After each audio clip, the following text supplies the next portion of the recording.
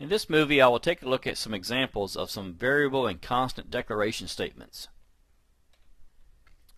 Here you see examples of declaring variables through the use of a dim statement. Dim is short for dimension. And as you'll note, by its blue color, dim is a key word, as is the word string, and for that matter, the word as. So each dim statement is declaring a variable.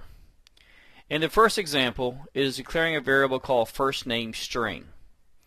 Now, the rules of the variable declaration is that the variable name must be all one word, no spaces, and cannot spell a key word. The suggestion is that you include the word string at the end simply to signify that it is a string variable.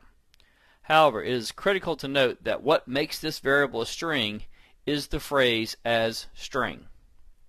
So regardless of what you call your variable name, the data type in this case is the string. The second example is also declaring a string variable, last name string. The third example is creating a numeric variable, specifically an integer variable. Here this variable, called age integer, would be capable of holding whole numbers, that is, no decimal numbers for data such as a person's age. The fourth example is declaring a variable that is a decimal data type. In this case, the variable name chosen is invoice amount decimal. Once again, note that the word decimal, which is the data type, is included in the variable name itself. Again, this is not a requirement of Visual Basic, but it is a suggestion as a matter of convention. And the fifth example is creating a constant. Notice the difference in the keyword const, standing for constant, as opposed to the dimension statement, or dim. The other difference here is, with a constant, you are assigning an initial value, or the value, for the constant. Since the purpose of a constant is to remain the same throughout the program, it must be given a value. In this case, the name of the constant is minimum amount decimal. Once again, we include the data type in the name itself. The as decimal is declaring this to be a decimal data type.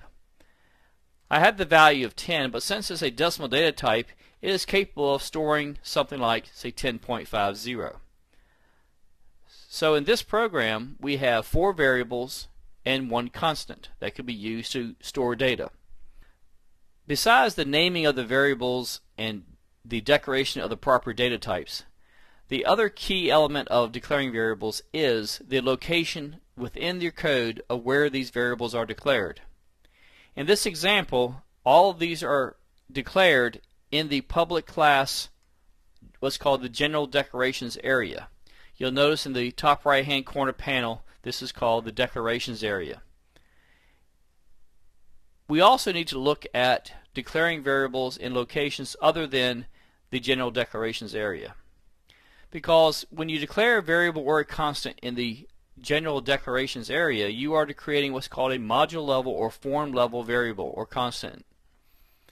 This creates the situation where you're declaring a variable that is now available to the entire form. There will be situations where you want to create variables that are local to specific procedures, such as a variable within the create label button, perhaps. If you declare a variable within this procedure, that is in between the private sub and end sub statements, somewhere in this area, then you're creating a local variable. We'll be taking a look at examples of these in another video.